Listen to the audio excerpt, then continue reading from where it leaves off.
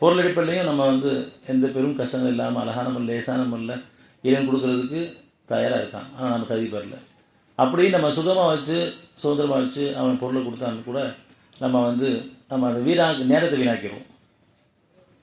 கொடுக்கப்பட்ட கால அவஸ்தை வீணாக்கிடுவோம். தேவையில்லாத காரியப்பட்டு இப்போ ஒரு மணி நேரம் நமக்கு ஓய்வு கிடைச்சாலும் நம்ம என்ன பண்ணுறோம் நம்ம கவனித்து பார்த்தோன்னு சொன்னால், ஒரு நாளோ அது ஒரு மணி நேரமோ நமக்கு ஒரு ஓய்வு கிடைச்சின்னு சொன்னால், அந்த ஒரு மணி நேரத்தையும் அந்த ஒரு நாளையும் நன்மைக்கு பயன்படுத்துகிறோமா தீமைக்கு பயன்படுத்துகிறோமா? பெரும்பாலும் நம்ம தீமைக்கு தான் பயன்படுத்திட்டு இருக்கோம்.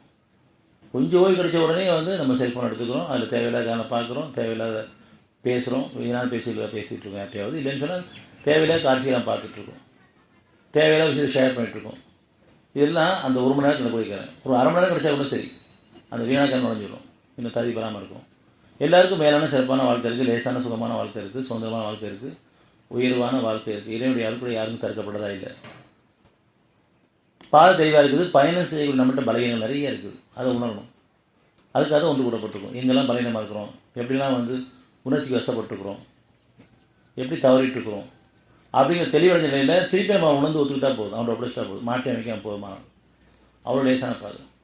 இந்த பாதையில் உங்கள் எந்த சிரமத்தையும் ஏற்படுத்தவில்லை, உங்களை லேசாக்க தான் விரும்புகிறான். ஒவ்வொருத்தரும் தனித்தனியாக அவங்களுடைய அகத்தையும் புறத்தையும் கவனித்து நம்ம இதில் எப்படி இருக்கோம், எண்ணங்களையும் சரி பேச்சுக்களையும் சரி பார்வையிலையும் சரி செயல்பாடுலையும் சரி நம்ம நன்மை பக்கம் இருக்கோமா தீமை பக்கம் இருக்கோமா அதை உணர்ந்துட்டா போதும்.